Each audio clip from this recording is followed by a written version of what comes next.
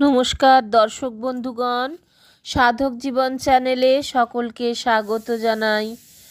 আজকে যোগী কথামৃত পরমহংস যোগানন্দের জীবনী ও বাণী পঞ্চম পর্বের দ্বিতীয় অংশ।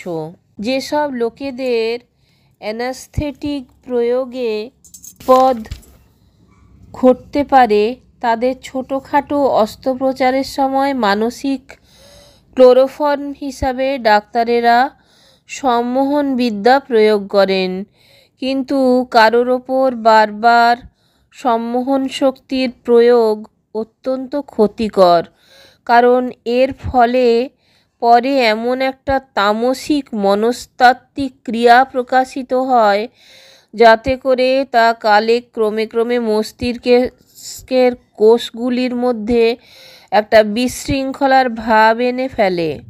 সম্মোহন বিদ্যা হচ্ছে অপরের চিত্তভূমিতে অনধিকার প্রবেশ।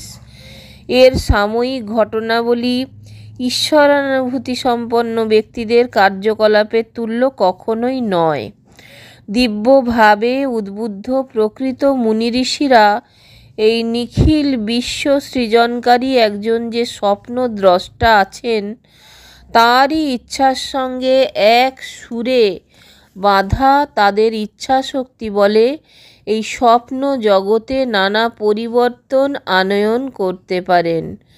গন্ধবাবা প্রদর্শিত অলৌকিক কার্যাবলী দেখতে অবশ্য খুবই আশ্চর্যজনক বটে, কিন্তু আধ্যাত্মিকভাবে সেসব একেবারেই নিরর্থক। একমাত্র আনন্দ বিধান করা ছাড়া তার আর কোনো অন্য সার্থকতা না থাকাতে এরা গভীর ঈশ্বরানুসন্ধিৎসার পথ থেকে মানুষকে লক্ষ্যভ্রষ্ট করে। প্রকৃত গুরুরা কিন্তু অলৌকিক শক্তির অযথা ও সাড়ম্বর প্রদর্শন করাকে আদৌ পছন্দ করেন না। পারস্য দেশের মরমী আবু সৈয়দ একবার ওই জল, স্থল ও অন্তরিক্ষের ওপর ক্ষমতা লাভে দৃপ্ত কতকগুলি ফকিরকে মৃদু ভৎসনাচ্ছলে বলেছিল, ব্যাঙ জলেতেও সমান স্বাচ্ছন্দ্য, কাক শকুন অতি সহজেই বাতাসে উড়ে বেড়ায়, পূর্বে ও পশ্চিমে শয়তান একইভাবে বর্তমান। সত্যিকারের খাঁটি মানুষ তাকেই বলে যে তার স্বজনদিগের সঙ্গে সাধু ব্যবহার করে। ভাবের হাটে যার বেচাকেনা চলে, কিন্তু মুহূর্তের তরেও সে ভগবানকে ভোলে না।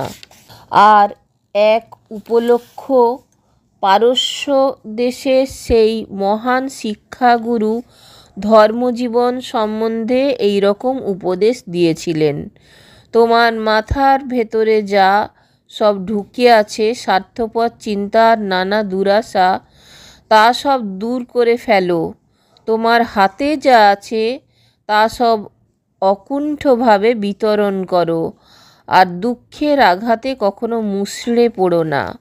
কালীঘাটে সেই নিরপেক্ষ সাধু অথবা তিব্বতে শিক্ষাপ্রাপ্ত সেই যোগী কেউই আমার গুরু অন্বেষণের আকাঙ্ক্ষায় পরিতৃপ্তি এনে দিতে পারেননি। আমার অন্তরে তার পরিচয়ের জন্য কোনো উপদেষ্টার প্রয়োজন হয়নি, আর সেখানে একটা স্বতঃস্ফূর্ত উৎসাহ বাণীর প্রতিধ্বনি প্রবলতর হয়ে উঠত, কারণ তার বিরল আবির্ভাব ঘটত নীরবতার মধ্য হতে।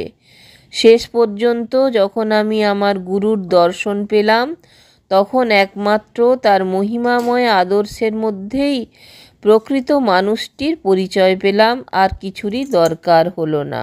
দর্শক বন্ধুগণ, যদি ভালো লাগে তাহলে অবশ্যই চ্যানেলটা একটা লাইক, শেয়ার, সাবস্ক্রাইব করার অনুরোধ রইল। সকলকে অজস্র ধন্যবাদ চ্যানেলে এসে আপনাদের সময় দেবার জন্য। আবার ফিরে আসছি যোগী কথামৃতের ষষ্ঠ পর্বে।